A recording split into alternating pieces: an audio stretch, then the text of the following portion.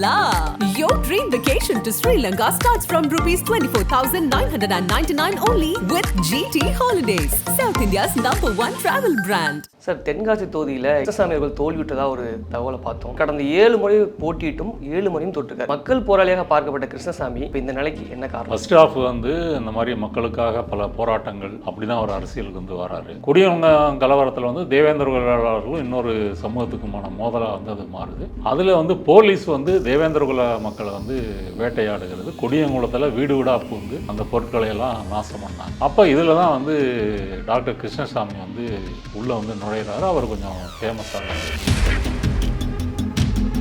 அவங்கள ஒன்றா சேர்த்து தேவேந்திர குல வேளாளர்னு அமைக்கணும்னு சொல்லி இப்போ இதிலிருந்து கொஞ்சம் கொஞ்சமாக அவர் ஆர்எஸ்எஸ் பிஜேபிக்கு போகிறாரு.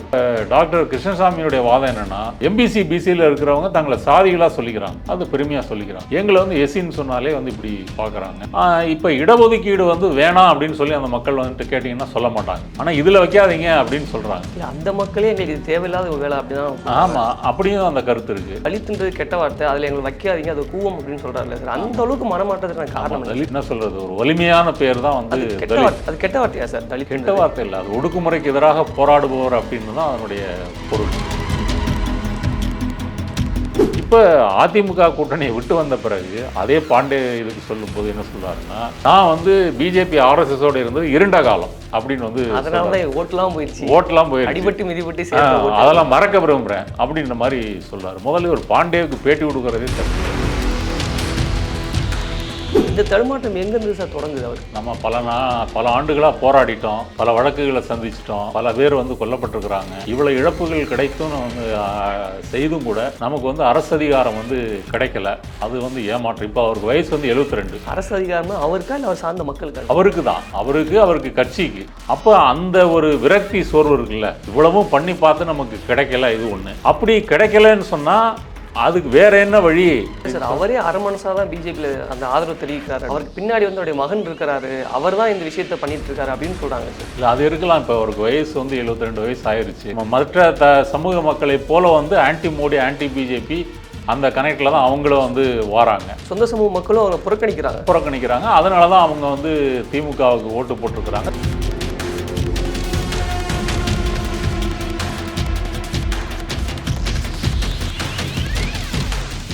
ஆகாயம் தமிழ் நண்பர்களுக்கு அன்பு வணக்கம். நம்மோடு சமூக செயல்பாட்டாளர் திரு நாதன் அவர்கள் இணைந்திருக்கிறார்கள். வணக்கம் சார். வணக்கம் வினோஸ், எப்படி இருக்கீங்க? நல்லா இருக்கேன் சார். தென்காசி தொகுதியில் இந்த முறையும் போட்டிட்டு கிருஷ்ணசாமி அவர்கள் தோல்விட்டதாக ஒரு தகவலை பார்த்தோம். அது தொடர்பாக நம்ம பார்க்கும்போது கடந்த 7 முறை போட்டியிட்டும் 7 முறையும் தோற்றுக்கார். மக்கள் போராளியாக பார்க்கப்பட்ட கிருஷ்ணசாமி இப்போ இந்த நிலைக்கு என்ன காரணம்? இந்த தோல்விக்கு முக்கியமான காரணம் நீங்கள் சொன்னது போல் அவருடைய ஃபர்ஸ்ட் ஆஃப் இந்த மாதிரி மக்களுக்காக பல போராட்டங்கள் இதெல்லாம் செஞ்சுருக்காரு. அப்படி தான் அவர் அரசியலுக்கு வராரு. இப்போ அவர் இந்த நிலைமைக்கு ஆனது முக்கியமான காரணம் அவர் பாரதிய ஜனதாவோடு சேர்ந்து மோடியோட ஒரு லாயலிஸ்ட்டாக மாறினது தான். இப்போ 2014 மோடி வந்தது பிறகு கொஞ்சம் கொஞ்சமாக அவர் பிஜேபி பக்கம் ஆதரிக்கிறாரு. அப்புறம் அதிமுக கூட்டணியில் 2019 போட்டியிடுறாரு.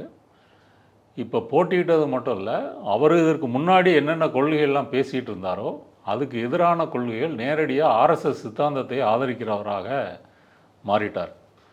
இப்போ கிருஷ்ணசாமி அவர்களுடைய நீங்கள் அரசியல் பிரவேசம் எடுத்துக்கிட்டிங்கன்னா, தென் மாவட்டங்கள் அவர் கோயம்புத்தூர் திருப்பூர் மாவட்டத்தில் பிறந்து வளர்ந்தவர். அப்புறம் திருநெல்வேலி, மதுரை, கோயம்புத்தூரில் எம்பிபிஎஸ் எம்டி படிக்கிறாரு. ஒரு டாக்டர். அதனால் டாக்டர் கிருஷ்ணசாமின்னு சொல்கிறோம். தேவேந்திர குல வேளாளர் கூட்டமைப்புன்னு சொல்லி ஒன்று வச்சுக்கிட்டு அந்த மக்களுடைய பிரச்சனைகளுக்காக பேசிக்கிட்டு இருந்தவர். அப்படி இருந்தார். அப்புறம் ஜெயலலிதா ஆட்சியில் 95 கொடியங்குளம் கலவரம் வருது. கொடியங்குளம் கலவரத்தில் தேவேந்திர குல வேளாளர்களும் இன்னொரு சமூகத்துக்குமான மோதலாக அது மாறுது. அதில் போலீஸ் தேவேந்திர குல மக்களை வேட்டையாடுகிறது. கொடியங்குளத்தில் வீடு வீடாக புகுந்து அந்த பொருட்களை எல்லாம் நாசம் பண்ணாங்க. அப்போ இதில் தான் டாக்டர் கிருஷ்ணசாமி உள்ளே நுழைகிறாரு. அவர் கொஞ்சம் ஃபேமஸ் ஆகிறாரு. அப்போ அந்த பிரச்சனைகளை எடுத்து பேசுகிறாரு.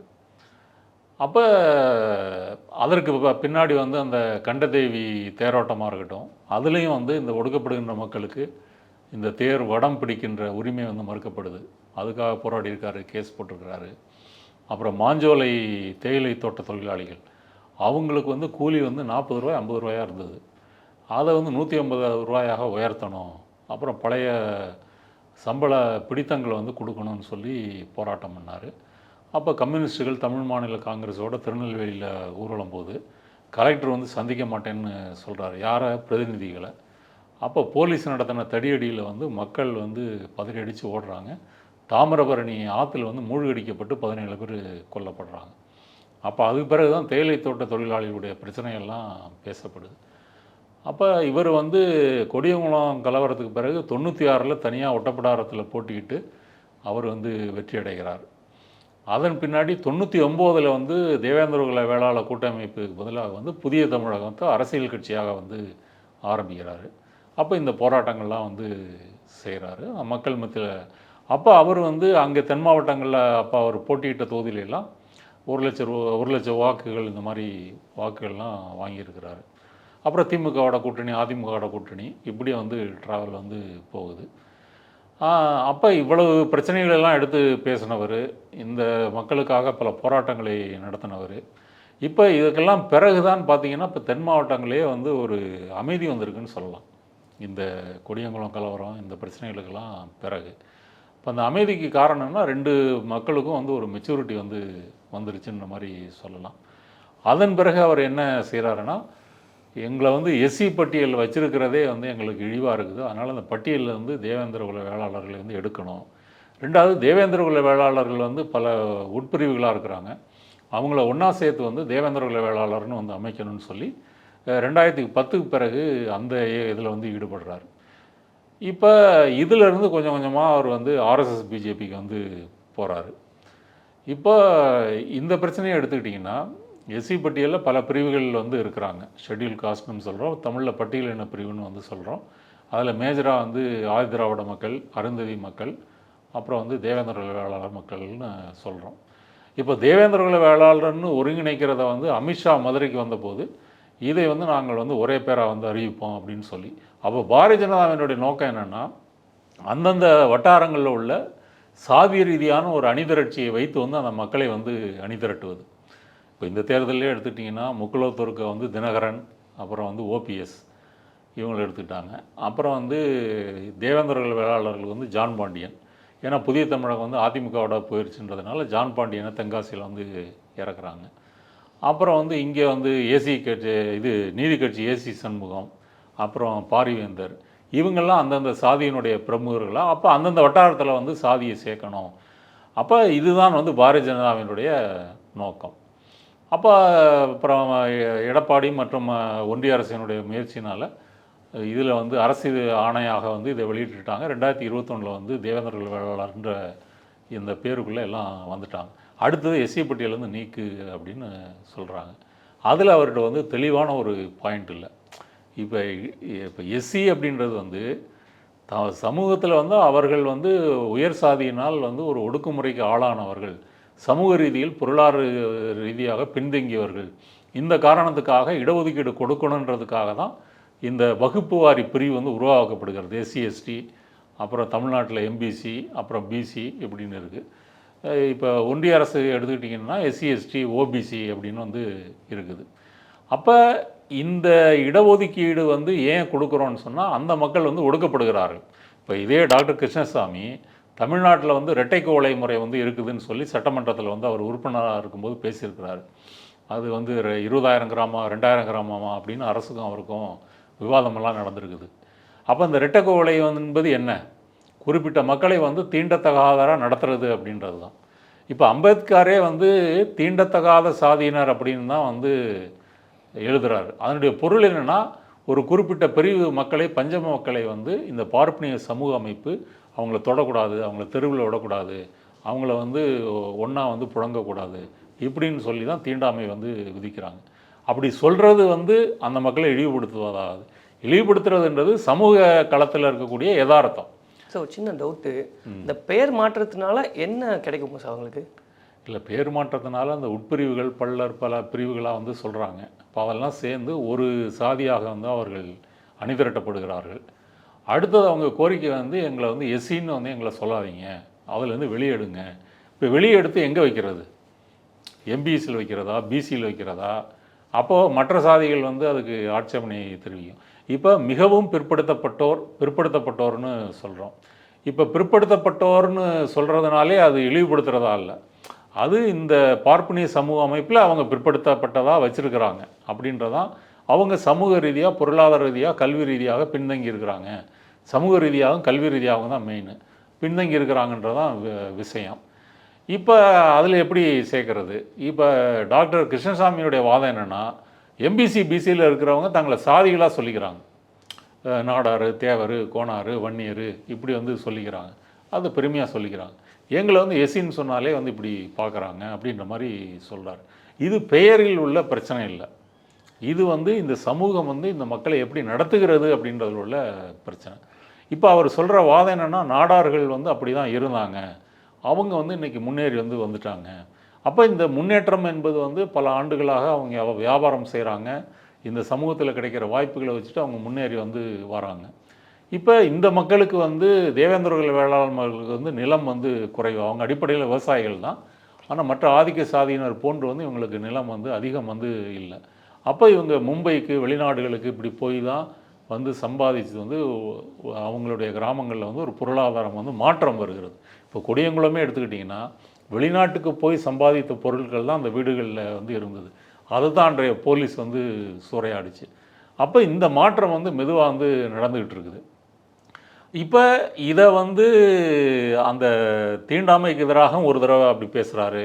99 பிரச்சாரத்தில் இவர் வந்து தாழ்த்தப்பட்ட மக்கள்னு அதே வார்த்தையை வந்து இவரும் சொல்கிறாரு. பின்னாடி வந்து இப்படி மாறுறாரு.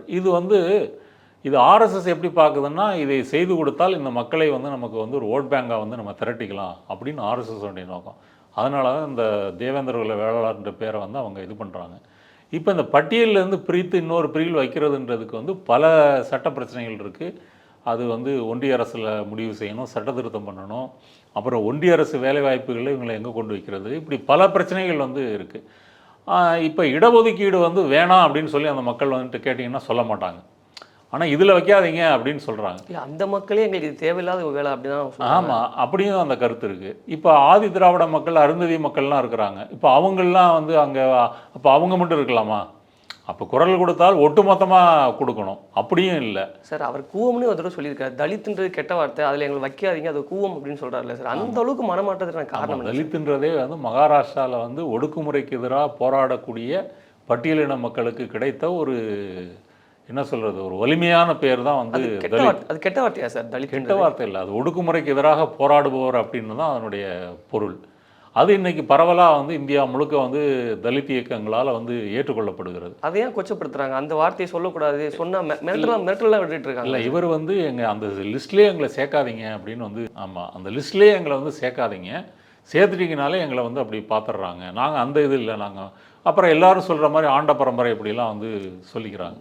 அப்போ இதில் உள்ள பிரச்சனை வந்து என்னென்னா, சமூகத்தில் இருக்கக்கூடிய யதார்த்தத்தில் இப்போ இன்றைக்கி தேவேந்திரகுல வேளாளர் மக்கள் தமிழகம் முழுக்க வந்து இருக்கிறாங்க, தென் மாவட்டங்களில் திரளாக இருக்கிறாங்க, மேற்கு தமிழகத்தில் இருக்கிறாங்க, டெல்டாவில் இருக்கிறாங்க.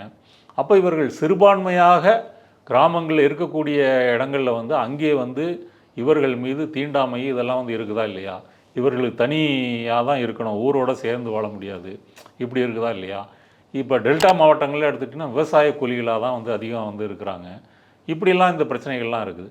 அப்போ இதை எப்படி நம்ம வந்து இதை வந்து எப்படி சமூக கொடுமைகளை எப்படி ஒழிக்கிறது, அதில் சமத்துவம் வந்து எப்படி பெறுறது, இவங்களை எல்லாம் நிலம் உள்ள விவசாயிகளாக வந்து எப்படி மாற்றுறது, அப்படி போராண்டா அது வந்து சரியாக இருக்கும். இது ஒன்று. ரெண்டாவது, இவர் மோடி ஆட்சிக்கு வந்த பிறகு இவர் வந்து ஆர்எஸ்எஸ்க்கு இவர் நெருக்கம் வந்த பிறகு பாண்டேவோட ஒரு இன்டர்வியூவில் என்ன சொல்கிறாருன்னா, ஐ ஆம் நாட் வித் பிஜேபி, ஐ ஆம் வித் ஆர்எஸ்எஸ்ன்னே சொல்கிறார். ஆர்எஸ்எஸ் வந்து ஒரு வானலாக வந்து புகழ்கிறார், அது இந்த தேசத்துக்காக உள்ள இயக்கம். அப்போ பாண்டே என்ன கேட்குறாரு அப்படின்னா, நீங்கள் வந்து இப்போ முஸ்லீம்கள் இதெல்லாம் என்ன சொல்கிறீங்கன்னா, அதை மறைமுகமாக சொல்கிறாரு. அவங்க வந்து எண்ணிக்கை பெருகிருச்சுன்னா, இப்போ பாகிஸ்தான் வந்து எப்படி பிரிஞ்சு போச்சு, அப்போ முஸ்லீம்கள் வந்து எண்ணிக்கை பெருகினதுனால தான் அங்கே பாகிஸ்தான் வந்து பிரிஞ்சு போச்சு. அப்போ இங்கேயும் வந்து இந்துக்களாக இருந்தால் தான் இந்த நாடு இருக்கும், அதாவது இந்துக்கள் இப்போ இருக்கிற எண்ணிக்கையிலே தொடர்ந்தால் தான் இந்த நாடு இருக்கும், இப்படி பேச ஆரம்பிச்சிட்டாரு. இந்த தடுமாற்றம் எங்கேருந்து சார் தொடங்குது அவருக்கு? இந்த தடுமாற்றம் எங்கேருந்து தொடங்குதுன்னா, நம்ம பல ஆண்டுகளாக போராடிட்டோம், பல வழக்குகளை சந்திச்சிட்டோம், பல பேர் வந்து கொல்லப்பட்டிருக்கிறாங்க. இவ்வளோ இழப்புகள் கிடைத்தும் வந்து செய்தும் கூட நமக்கு வந்து அரசு அதிகாரம் வந்து கிடைக்கல.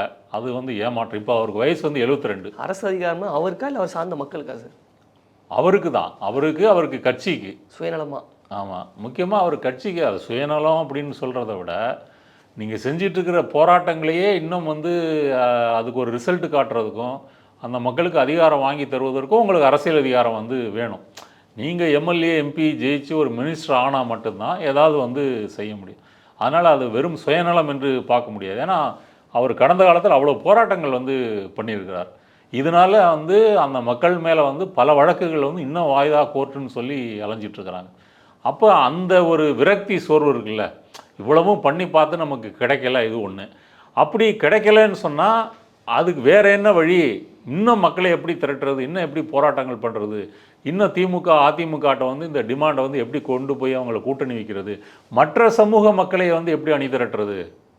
இப்போ திருமாவளவன் கம்பேர் பண்ணிங்கன்னா, இப்போ அவரே சொல்கிறது போல் அவருடைய சிதம்பரம் தொகுதியில் வந்து கூட்டணி கட்சியில் இருக்கக்கூடிய வன்னியர்கள் அவருக்காக பிரச்சாரம் பண்ணுறாங்க. ஓட்டும் போட்டாங்க. ஓட்டும் போட்டாங்க. இப்போ டாக்டர் கிருஷ்ணசாமியும் அதை சொல்கிறாரு. முன்னாடி வந்து மற்ற சமூகத்தினுடைய பகுதிகளுக்கு நான் குடியிருப்பு பகுதிகளுக்கு நான் போகவே மாட்டேன், இப்போ நான் வந்து போகிறேன், இது ஒரு பெரிய மாற்றம் நடந்திருக்கு. அப்போ இந்த மாற்றத்தை வைத்துக்கொண்டு அந்த சமூக மக்களையும் வந்து ஒன்றாக இணைத்து இது ஒரு சாதிய கட்சின்ற அந்த பிம்பத்தை தகர்த்து ஒரு பொது கட்சியாக நோக்கி பயணிக்கும் போது உங்களுக்கு வந்து வரும். ஆனால் அதை விட்டுட்டு நீங்கள் வந்து ஆர்எஸ்எஸ் பிஜேபியை வந்து ஆதரிக்கிறீங்க, இந்துத்துவா கொள்கையை வந்து ஆதரிக்கிறீங்க. இப்போ ஆர்எஸ்எஸ் தானே இந்த வர்ணாசிரம தர்மம், உயர்ந்தவன் தாழ்ந்தவன், மேல் சாதி கீழ் சாதி, இதுக்கு இந்த சித்தாந்தத்தை அடிப்படையில் ஆதரிக்கிறது, அது இருக்கணும்னு விரும்புகிறது ஆர்எஸ்எஸ் தானே. இப்போ வட இந்தியாவில் வந்து தலித் மக்கள் மீது நிகழ்த்தப்படும் வன்முறை என்ன? ரெண்டாவது வந்து தலித் மக்கள் மட்டும் இல்லை, சிறுபான்மை மக்கள் மத ரீதியாக முஸ்லீம்களோ கிறிஸ்தவர்களோ. இப்போ ராமர் கோயிலில் வந்து அந்த பிராண பிரதிஷ்டா நடந்த பிறகு சர்ச்சில் கொண்டு காவி கொடி ஏற்றுறாங்க, மசூதியில் காவி கொடி ஏற்றுறாங்க. அப்புறம் மும்பை மீரா ரோட்டில் வந்து கடைகளை வந்து எரித்து கலவரம் பண்ணுறாங்க. இதெல்லாம் வந்து நடக்குது. அப்போ இதெல்லாம் வந்து அவர் பார்க்காம ஆர்எஸ்எஸ்னுடைய சித்தாந்தத்தை வந்து ஏற்றுக்கொள்கிறார். அவருடைய கணக்கு என்னென்னா, அப்படியாவது நமக்கு வந்து எம்பி சீட்டு கிடச்சி ஒரு மோடி தான் வந்து சமீப ஆண்டுகளாக அவர் தான் ஆளப் போகிறாரு. அப்போ நம்ம ஒரு எம்பி 2 எம்பி ஜெயிச்சா வந்து ஒரு அமைச்சர் பதவி கிடைச்சி அப்படி போக முடியுமா அப்படின்ற மாதிரி இந்த இடத்துல சுயநலம் இருக்குது. அப்போ நீங்கள் கொள்கைகளை வந்து மக்களுக்காக அதிகாரம்னு வேணும்னு நினச்சிங்கன்னா அதில் வந்து சுயநலம் இல்லை. ஆனால் வந்து மக்களுக்கு எதிரான சித்தாந்தத்தை வைத்திருக்கக்கூடிய ஆர்எஸ்எஸ் பிஜேபியோடு சேர்ந்து தான் நமக்கு கிடைக்கணும்னு சொன்னால் அது வந்து சுயநலமாக வந்து மாறுகிறது.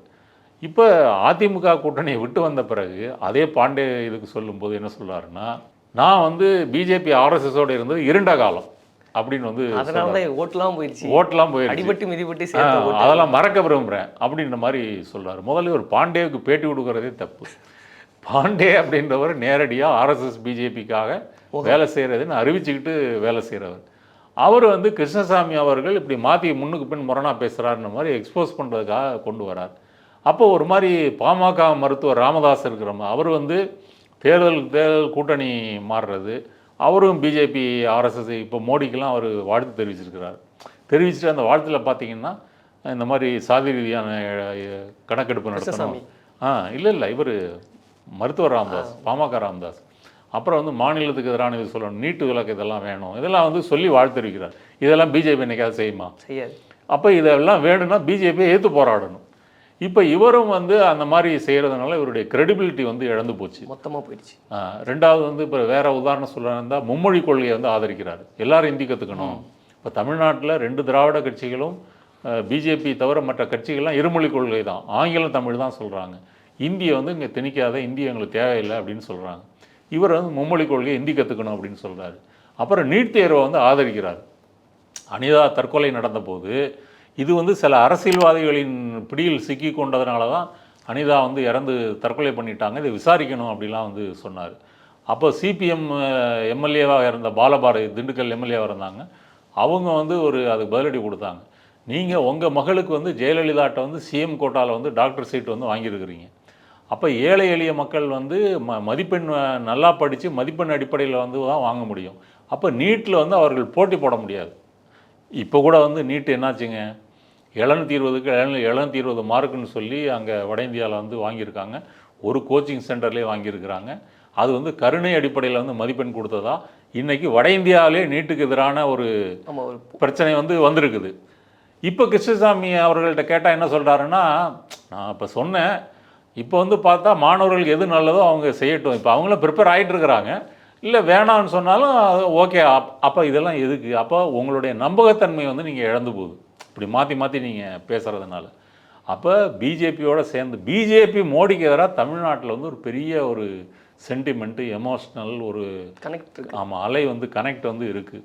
அப்போ அதை வந்து நீங்கள் அட்ரஸ் பண்ணாமல், அதை எதிர்த்து பேசாமல், ஏன்னா இப்போ பிஜேபியினுடைய சித்தாந்தம் ஒடுக்கப்படுகின்ற மக்களுக்கு வந்து எதிரின்றதுனால தேவேந்திர வேளாள மக்களுக்கும் எதிரி, அப்போ தமிழ்நாட்டு மக்களுக்கும் எதிரி, அப்போ நம்ம மாநில சுயாட்சிக்கு எதிரி, சமூக நீதி கொள்கைக்கு எதிரி, இடஒதுக்கீட்டுக்கு எதிரி, அப்போ எல்லா வகையிலும் எதிரியாக இருக்கக்கூடிய, தன் மக்களுக்கே எதிரியாக இருக்கக்கூடிய ஆர்எஸ்எஸ் பிஜேபி மோடி அமித்ஷாவை இவர் வந்து இவ்வளவு நாள் ஆதரிக்கிறாரு. இப்போ ஏடிஎம்கேல கூட்டணியிலேருந்து வெளியே வராங்க இல்லையா, அப்போ கூட ஒரு பதட்டப்பட்டது. பிஜேபி கூட்டணியிலேருந்து அதிமுக வெளியே வராங்க. இவர் பதட்டப்பட்டது எதுக்குன்னா, ஏன் இப்படி வந்து இதாகுது, ஒரு சின்ன முரண்பாடு தானே, ஒரு பேச்சப் ஒர்க்கு பண்ணி ஏதாவது வந்து சேர்த்து வச்சுட்டா கரெக்டாக இருக்கும் அப்படின்னு ஒரு பேசியிருக்கிறாரு. அந்த பேட்டியில் என்ன சொல்கிறாருன்னா, நான் பேசுனதெல்லாம் வெளியே சொல்ல முடியாது, அந்த அளவுக்கு வந்து 2 கட்சிகளையும் வந்து பல தலைவர்களை பார்த்துருக்குறேன், அமித்ஷாவை நேரடியாக சந்தித்து பேசினேன். அப்போ இது வந்து அண்ணாமலை வந்து ஏதோ அண்ணாவையோ அறிஞர் அண்ணாவையோ ஜெயலலிதாவையோ தப்பாக பேசிட்டாருன்றது இல்லை, இது பேசி சரி பண்ணிடலாம். அப்போ என்னென்னா இந்த கூட்டணி மூலமாக அந்த ஓட் பேங்கில் வந்து நம்ம வந்து ஜெயிக்கலாம் அப்படின்றதான் அவருடைய கணக்கு. அப்போ நீங்கள் வெற்றி பெற வேண்டும் என்பதற்காக இந்த மாதிரி கொள்கைகளை நீங்கள் வந்து அடகு வைக்கலாமா, அந்த கொள்கைகளை வந்து நீங்கள் தாரை வார்க்கலாமா, அதுக்கு எதிராக இருக்கிற பிஜேபி ஆர்எஸ்எஸோடு நீங்கள் ட்ராவல் பண்ணலாமா? இன்றைக்கும் ஒரு முழு மனசாக வந்து அதுக்கு மன்னிப்பு கேட்கல. இப்போ கூட அவர் என்ன சொல்கிறாரு அப்படின்னு சார், அவரே அரை மனசாக தான் பிஜேபியில் அந்த ஆதரவு தெரிவிக்கிறாரு அப்படின்னு சொல்கிறாங்களே சார். அவர் கிருஷ்ணசாமி, அவருக்கு பின்னாடி வந்து அவருடைய மகன் இருக்கிறாரு, அவர் தான் இந்த விஷயத்த பண்ணிட்டு இருக்காரு அப்படின்னு சொல்கிறாங்களே சார், அது எந்த அளவுக்கு உண்மை சார்? இல்லை, அது இருக்கலாம். இப்போ அவருக்கு வயசு வந்து 72 வயசு ஆயிடுச்சு. அப்போ நீங்கள் வந்து இப்போ இது புதிய தமிழகம் வந்து நீங்கள் இப்போ விடுதலை சிறுத்தைகள் மாதிரி ஒரு பரவலான கட்சியாக வந்து அது வளரலை, இல்லை சுருங்கிடுச்சு. இந்த தோல்வி வந்து காரணம். இப்போ தேவேந்திர வேளாளர்களும் நம்ம மற்ற சமூக மக்களை போல வந்து ஆன்டி மோடி, ஆன்டி பிஜேபி அந்த கனெக்டில் தான் அவங்களும் வந்து வராங்க. சொந்த சமூக மக்களும் அவங்க புறக்கணிக்கிறாங்க. அதனால தான் அவங்க வந்து திமுகவுக்கு ஓட்டு போட்டிருக்கிறாங்க. தென் மாவட்டங்களில் வந்து திமுக வெற்றி பெற்றதுக்கு அது முக்கியமான காரணம். இப்போ தூத்துக்குடியிலலாம் வந்து மார்ஜின் வந்து அதிகம் இல்லையா, அப்போ அதை அவர் வந்து உணர தவறிவிட்டார், அல்லது தெரிந்தே வந்து அப்போ அதை வந்து அந்த தவறை வந்து செய்கிறார். அப்படி என்ன நமக்கு ஜெயிச்சு என்ன நமக்கு பதவி வேணும்? அப்போ அவர் இப்போ என்ன சொன்னாருன்னா, அந்த ஒரு நேர்காணலில் தமிழ்நாட்டில் வந்து 3 இன்கம்பன்சி, ஆன்டி இன்கம்பன்சி இருக்கான். ஒன்று வந்து திமுக இப்போ 3 ஆண்டுகள் எதுவும் செய்யலை, அது ஒரு எதிர்ப்பு அலை. அப்புறம் வந்து மோடி வந்து 10 ஆண்டுகள் எதுவும் செய்யலை, அது ஒரு எதிர்ப்பு அலை. அப்புறம் திமுகவினுடைய பாராளுமன்ற எம்பிக்கள் அவங்களும் எதுவும் செய்யலை, அது ஒரு எதிர்ப்பு அலை. இப்போ இந்த 3 எதிர்ப்பு அலையும் சேர்ந்து எங்களுக்கு தான் வரும் அப்படின்னு வந்து சொல்கிறாரு. இப்போ திமுகவை, திராவிட இயக்கத்தை, பெரியாரை எல்லாம் ஒழிக்கணும்னு சொல்லி பிஜேபி பேசுது. ஏன் பேசுதுன்னா, மாநிலங்களுக்கு ஒரு அதிகாரம் இருக்கக்கூடாது, நிதி வந்து கொடுக்கக்கூடாது, இதை வந்து செய்யுது. அப்போ இதை எதிர்த்து திமுக நாடாளுமன்ற உறுப்பினர்கள் குரல் கொடுக்குறாங்க. அப்போ அவங்க ஆளுங்கட்சியாக இல்லாத போது எதிர்கட்சியாக குரல் தான் கொடுக்க முடியும், அதை எதிர்த்து போராட்டம் தான் பண்ண முடியும். இப்போ சிஏவை எதிர்த்தாங்க, 3 வேளாண் மசோதாக்களை எதிர்த்தாங்க, இதெல்லாம் வந்து எதிர்க்கிறாங்க. இப்போ ராமர் கோவில் திறப்பு விழா கூட வந்து இவர் உதயநிதி வந்து என்ன சொன்னார், இது வந்து ராமர் கோவில் திறக்கக்கூடாதுன்றது எங்களுடைய நோக்கம் இல்லை, திறக்கலாம், ஆனால் ஒரு மசூதியை இடித்து விட்டு திறக்கக்கூடாது, இப்படி வந்து சொன்னார். அப்போ அந்த இதெல்லாம் வந்து இருக்குது. ஆனால் கிருஷ்ணசாமி அதையெல்லாம் பேச மறுத்து விட்டு இப்போ வந்து ஒரு இதெல்லாம் வந்து இப்படி சொன்னால் மக்கள் நமக்கு வந்து ஓட்டு போட்டுருவாங்கன்னு ரொம்ப சிம்பிளாக நினைக்கிறார். ஆனால் மக்கள் வந்து தெளிவானவர்கள். அதனால தான் இவருடைய வீழ்ச்சி. ஆரம்ப காலங்களில் அவரும் அவர் கட்சியும் செய்த அந்த உழைப்பு, அந்த தியாகம் எல்லாம் இன்றைக்கி வந்து இப்படி ஒரு முடிவை நோக்கி வருவதற்கு அவர்களுடைய இந்த தவறான நிலைப்பாடு தான் முக்கியமான காரணம். சார், ஜான் பாண்டியனும் கிருஷ்ணசாமியும் ஒரே இனத்தை சேர்ந்தவங்க, ஆனால் அங்கே குறிப்பிட்ட அளவு தான் தென்காசியில் ஓட்டு இருக்குது. அப்படி இருக்கும்போது 2 பேரும் ஒரே தொகுதியில் போட்டிடுறதுக்கு என்ன காரணம் சார்? அவர் ஒரு கட்சி தலைவர், இவர் ஒரு கட்சி தலைவர். இல்லை, 2 ஒரே சமூகம் தானே சார்? ஒரே சமூகம் தான், ஆனால் வேறு வேறு கட்சி. அவர் தமிழக வாழ்வுரிமை என்ன பேர், தமிழக மக்கள் முன்னேற்ற கழகம், இவர் புதிய தமிழகம். 2வது அவர் வந்து அரசியலுக்கு லேட்டாக தான் வந்து வராரு. இவர் ஆரம்பத்துலேருந்து அரசியல் இருக்கிறாரு. அவருக்கு வந்து சில கிராமங்களில் வந்து சப்போர்ட் இருக்கலாம், இவருக்கு புதிய தமிழகத்துக்கு பரவலான ஒரு அறிமுகம் வந்து தென் மாவட்டங்கள் வந்து இருக்குது. அப்போ தேவேந்திரகுல வேளாள மக்களில் இருக்கக்கூடிய 2 பிரதிநிதிகள் 2 பேரையும் வச்சுக்கலான்னு தான் ஆர்எஸ்எஸ் பிஜேபி வந்து இவங்களை வந்து கொண்டு வராங்க. அப்போ அதில் வந்து ஒரு போட்டி இருக்குது. இப்போ அதிமுக கூட்டணியில் இவர் இருக்கிறாரு, பாஜக கூட்டணியில் வந்து ஜான் பாண்டியன் வந்து இருக்கிறார். இப்போ ஜான் பாண்டியனும் வந்து இதே மாதிரி இப்போ பிஜேபி ஆர்எஸ்எஸ் வந்து ஆதரிக்கிறாரு. வார்த்தைக்கு வார்த்தை மோடிஜி அமித்ஷாஜி அப்படின்னு வந்து சொல்கிறாரு. அவங்க தான் இந்த நாட்டை வந்து நல்லா ஆள்றாங்க அப்படின்னு சொல்கிறாரு. அவரும் இதே இந்த பட்டியலின இதிலேருந்து வெளியேற்றத்தை பற்றி அவரும் வந்து பேசுகிறாரு. கொள்கை ரீதியாக அவருக்கும் இவருக்கும் பெரிய வேறுபாடு இல்லை. நான் சொல்ல வர பாயிண்ட்டு, நீங்கள் போய் சேர்ந்த இடம் வந்து தவறான இடம் என்பதை இந்த தேர்தல் முடிவுகள் வந்து காட்டியிருக்குது. இனியாவது திருந்துங்க. நீங்கள் பிஜேபி ஆர்எஸ்எஸ் சித்தாந்தத்தை எதிர்த்து பேசினால்தான் தமிழ்நாட்டில் வந்து எந்த அரசியல் கட்சியும் வந்து இங்கே வந்து வளர முடியும், செயல்பட முடியும். இது நாளைக்கு வந்து அரசியலுக்கு வர இருக்கின்ற விஜய்க்கும் பொருந்தும். இப்போ விஜய் கூட இந்த தேர்தல் குறித்து எதுவும் பேசலை, எதுவும் சொல்லலை, சீமானுக்கு வாழ்த்து தெரிவிக்கிறாரு, இதெல்லாம் பிரச்சனை கிடையாது. ஆனால் இந்த தேர்தல் என்பது மோடி பிரதமராக வேணுமா வேண்டாமா, அப்போ அதில் என்ன ஸ்டாண்ட் எடுக்கிறீங்கன்றதான் இங்கே வந்து கேள்வி. அதில் எடுத்தால் மட்டும்தான் நீங்கள் வந்து அரசியலில் வளர முடியும். இதனால் உங்கள் வீட்டுக்கு இடி இன்கம் டேக்ஸ் வரலாம், ஆனால் நீங்கள் வந்து வளர முடியும். இப்போ டாக்டர் கிருஷ்ணசாமி அந்த இடத்தில் செய்த தவறு தான் வந்து அவருடைய தொடர்ந்து 7வது முறையிலையும் வந்து அவர் தோல்வியடைஞ்சிருக்கிறார். சார், குறிப்பாக தலித் இயக்க தலைவர்கள் வந்து பிஜேபி நோக்கி ஈர்க்கப்படுறதுக்கு என்ன சார் காரணம்? எனக்கு தெரிஞ்சு இந்தியா ஃபுல்லாக முழுக்க முழுக்க தலித் தலைவர்கள் பிஜேபிக்கு ஆதரவாக தான் இருக்காங்க. அது தமிழ்நாட்டில் சொல்ல போனால் திருமாவளவன் அவரை தவிர்த்து என்ன காரணம் சார் இதுக்கு? இல்லை, என்ன காரணம் அப்படின்னு சொன்னால் பிஜேபியினுடைய சோஷியல் இன்ஜினியரிங் மெத்தட் இருக்கு இல்லையா, அவங்க வந்து ஒவ்வொரு இடத்துலையும் வந்து சாதிய ரீதியான ஒரு அணிதிரட்சியை வந்து கொண்டு வருவது அப்படின்ற முறையில். இப்போ பீகாரை வந்து எடுத்துக்கங்க. இவர் ராம்விலாஸ் பஸ்வானுடைய மகன் வந்து சிராக் பஸ்வான். அப்போ அவர் பிஜேபி கூட்டணியில் 5 எம்பி சீட் வந்து ஜெயிச்சிருக்கிறாரு. அவருக்கு கேபினெட் இதில் வந்து மினிஸ்டர் கொடுத்துருக்குறாங்க. இப்போ அந்த ராம்விலாஸ் பஸ்வானும் அவர் பேச்செல்லாம் கேட்டிங்கன்னா அவர் அம்பேத்கர் பெரியாருன்னு சொல்லி இந்த ஆர்எஸ்எஸ் சித்தாந்தத்துக்கு எதிராக ஒரு பாப்புலராக பேசக்கூடிய ஒரு பேச்சாளர். ஆனால் அவரே தன்னுடைய வாழ்நாளில் வந்து பிஜேபி கூட்டணியில் வந்து சேர்றார். அப்போ இவங்க தலித்துகள், கம்யூனிஸ்டுகள், அப்புறம் வந்து இந்த மாதிரி வந்து திராவிட இயக்கம், இந்த மாதிரி வந்து இந்த சித்தாந்தத்திற்கு எதிராக இருக்கக்கூடிய கட்சிகள்லாம் ஒன்றாக சேர்ந்து எப்படி பவரை பிடிக்கணுன்றதுக்கு பதிலாக இப்போ இதே ராம்விலாஸ் பஸ்வான் வந்து அங்கே இருக்கக்கூடிய மதசார்பற்ற ஐக்கிய ஜனதாதளம், ராஷ்ட்ரிய ஜனதாதளம், இப்போ லல்லு பிரசாத் யாதவ் எடுத்துக்கிட்டிங்கன்னா அவர் ஆர்எஸ்எஸ் பிஜேபி வந்து தொடர்ந்து எதிர்க்கிறார். அத்வானி ரத யாத்திரை வந்து வந்தபோது பீகாரில் கைது பண்ணவர்கள் லல்லு பிரசாத் தான். அவர் பார்த்திங்கன்னா கடவுள் நம்பிக்கை உள்ள இந்துக்கள் வேற, இந்த இந்துக்கள் வந்து இவங்க சொல்கிற இந்துக்கள் வேறு அப்படின்னு பிரித்து வந்து பேசுவார். அப்போ ஆர்எஸ்எஸ் வந்து சாதாரண இந்துவை வந்து எப்படி வந்து இப்படி மாற்றுது, இப்படிலாம் பாப்புலராக பேசுகிறார். அப்போ அவங்களோடலாம் தலித் கட்சிகள் வந்து போய் சேராமல் பிஜேபியோட வந்து சேருவது வந்து ஏன் அப்படின்னு கேட்டால், ஒரே இது வந்து இங்கே போனால் வந்து நமக்கு எம்பி சீட்டு கிடைக்கும், பதவி கிடைக்கும் அப்படின்றது தான்.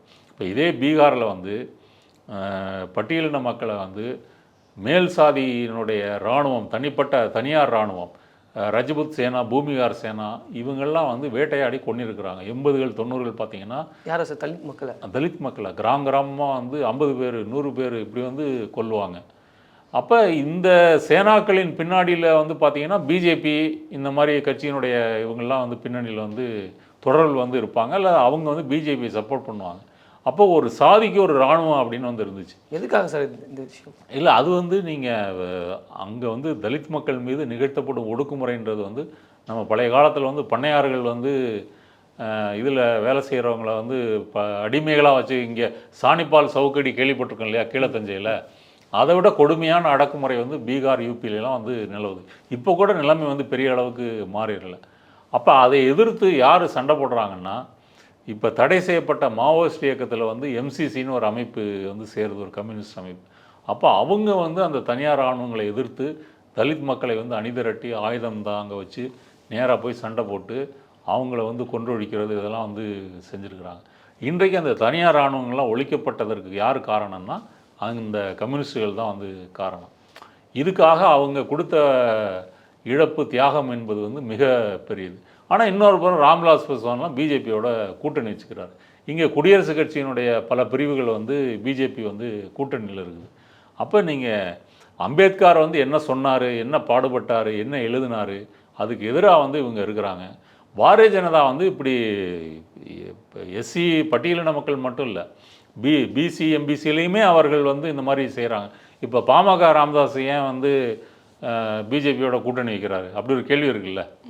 அதுவும் ஒரு ஒடுக்கப்படுகின்ற ஒரு சமூகம் தானே. அவர் எப்படி போய் சேர்ந்தார்? இப்படி இந்தியா முழுவதும் நீங்கள் வந்து பல ஒற்றுமைகள் வந்து பார்க்கலாம். இந்த தேர்தலில் அதுக்கு எதிரான ஒரு நரேஷனை வந்து ராகுல் காந்தி வந்து கொண்டு வந்திருக்கிறார். அவங்க வந்து உயர் சாதி இந்துக்களுக்கான உள்ள கட்சி ராமர் பேரில் சொல்லி அப்படி பண்ணிகிட்ருக்காங்க. ஆனால் ஓபிசி எஸ்சி எஸ்டி இந்த மைனாரிட்டிஸு இந்த பிரிவு மக்களுக்கு வந்து இடஒதுக்கீடு வேணும், இந்த பிரிவு மக்களுக்கு வந்து செல்வம் வந்து பகிர்ந்து அளிக்கப்பட வேணும் அப்படின்னு அதுக்கு எதிரான நரேஷன் வந்து காங்கிரஸ் கட்சியே முதல்ல அப்படி இருந்தது தான். இப்போ இப்படி மாறி வந்திருக்காங்க. அப்போ இந்த லைனில் போனால் தான் வந்து சரியாக இருக்கும். அது இந்த கட்சிகள் இனிமேல் உணரத்தோணும். இப்போ புதிய தமிழகம் டாக்டர் கிருஷ்ணசாமி கொஞ்சம் உணர துவங்கியிருக்கிறாரு. ஆனால் இன்னும் முழு மனசோட சுய பரிசீலனை செய்து தான் என்ன தவறு செய்தோம் அப்படின்னா அவர் திருமாவளவன் அவர்களெல்லாம் அவர் சந்தித்து பேசலாம். என்னன்னு கேட்டால் அவர் சொல்லுவார். ஏன்னா திருமாவளவன் வந்து இந்த 10 ஆண்டுகளில் வந்து மோடி வந்த பிறகு இந்துத்துவாவை எதிர்த்து எவ்வளோ மாநாடு போட்டிருக்காரு, எவ்வளோ பேசியிருக்கிறாரு. அது மாதிரி வளர்ச்சிக்கும் வித்துட்டு இருக்குது இல்லையா. அந்த மாதிரி இது வந்து அவர் வந்து மாறுவாரான்னு எனக்கு தெரியாது. இயல்புலேயே வந்து அவர் தன்னை தலித் பார்ப்பனா உணர்றாரு அப்படின்னு சொல்லி சிலர் பேசுகிறத பார்க்க முடியல சார். அது என்ன காரணம் சார்? நீங்கள் தென் மாவட்டங்களை பொறுத்த வரைக்கும் இது தேவேந்திரகுல வேளாள மக்கள் வந்து ஒரு ஒடுக்குமுறைக்கு ஆளான சமூகம் தான் பல்வேறு காரணங்களில். இப்போ அந்த மக்களுக்காக வந்து குரல் கொடுத்து போராடினவர் வந்து தன்னை தலித் பார்ப்பனராக அப்படி வந்து உணர்ந்தார் அப்படின்னு சொல்ல முடியாது. ஆனால் இந்த ஆர்எஸ்எஸ் வந்து இந்த சாதிப்படிகளில் கீழே இருக்கிற மக்களை வந்து ஒரு பார்ப்பனிய மயமாக்கம், ஒரு சமஸ்கிருத மயமாக்கம் செய்கின்ற வேலையை வந்து செய்யுது. இப்போ டாக்டர் வந்து தொடர்ந்து அவர் ஆர்எஸ்எஸோட நெருக்கமாக அப்படி ட்ராவல் பண்ணாருன்னா அந்த பார்ப்பனிய மயமாக்கத்தில் வந்து அவர் மட்டும் இல்லை, இந்த மக்களே பிடித்து தள்ளிவிடக்கூடிய ஒரு தவறை வந்து அவர் செய்து வரார். அந்த வகையில் இது வந்து தவறு. அதாவது நீங்கள் வந்து தன் மக்களுக்கு எதிராக இருக்கக்கூடிய சித்தாந்தத்தை வைத்திருக்கக்கூடிய ஆர்எஸ்எஸ்ஸை நீங்கள் எதுக்கு ஆதரிச்சிங்க? இப்போ ஆர்எஸ்எஸ் வட இந்தியாவில் வந்து பிஜேபி வந்து தலித் மக்கள் மீது நடத்திய ஒடுக்குமுறை என்ன?